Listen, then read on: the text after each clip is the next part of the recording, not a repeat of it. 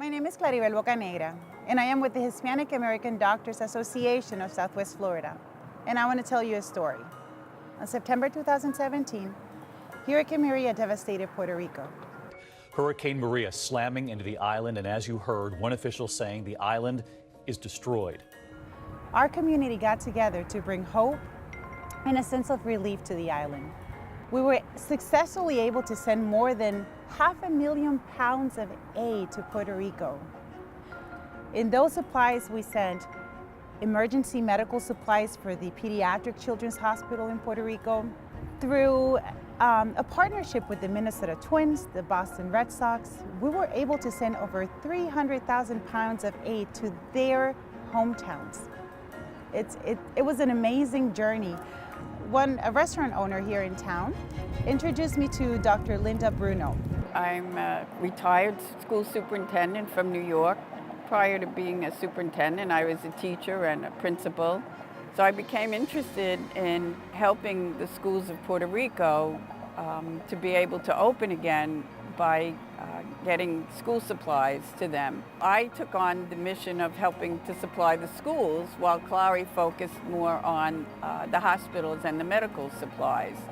So we were able to come together and think about, okay, how can we support education in Puerto Rico? So we did one more trip. And on this trip, we brought a camera crew to show you the impact that we're having in Puerto Rico.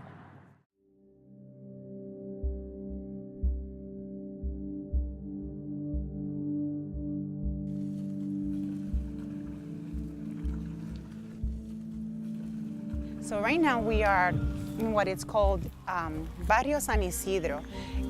Well, after the hurricane came and passed through Puerto Rico, I was looking in social media and I came across this organization named Techo, which is an organization that is all over the world. And they came to Puerto Rico to establish this volunteer-run organization, and they're helping people rebuild.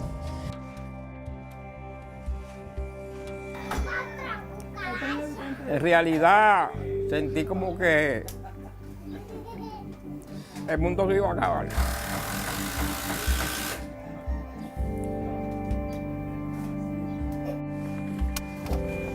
So what Techo is doing here in Puerto Rico is that we came here after the Hurricane Maria to work with families that had lost their house, building a transitional, what we call a transitional house or an emergency house that will give the chance to the family to get back to live in their territory, in the community, in their plots.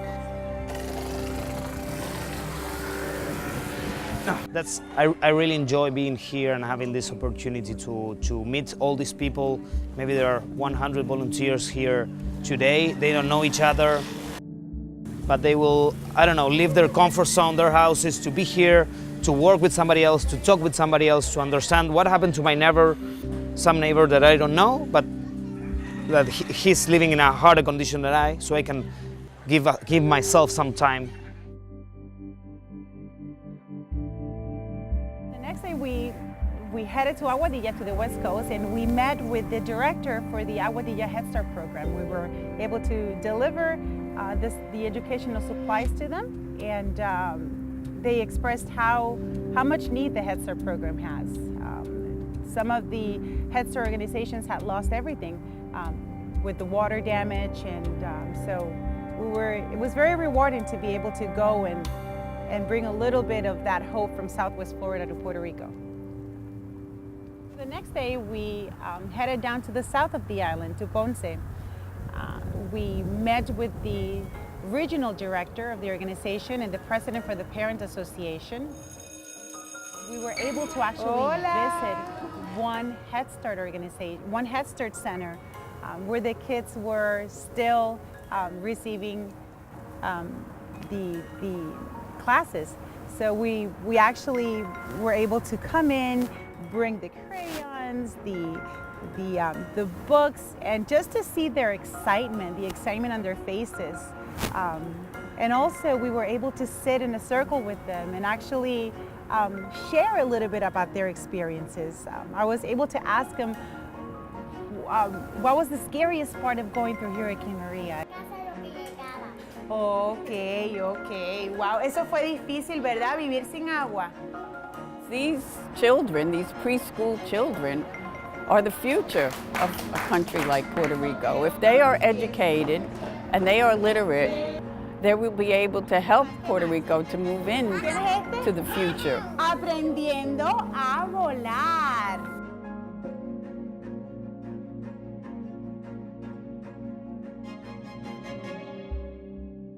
On our last day, we were able to visit the pediatric hospital.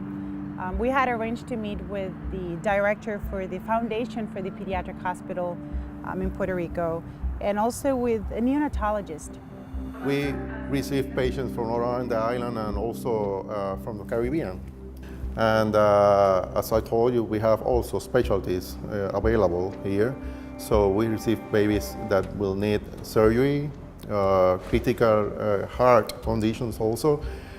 Genetics and metabolism is also available here, as well as ophthalmology, urology, etc. Well, after Maria, this was a very critical time.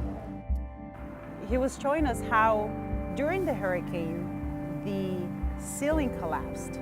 And just looking at the water damage down the walls, the tiles on the floor, the empty room, just the damage all around. It was just an awakening. Part of this strip, local doctors in Southwest Florida got together and established a fund, and they were able to purchase 3 intensive care unit pediatric cribs. In addition, the hospital donated 11 additional cribs, and these cribs were delivered on this day to the pediatric hospital. So I just want to thank each and every one of you that answered the call. We got together as one in an effort to bring a sense of hope and relief to people that needed it the most. We were able to provide water for those who were thirsty.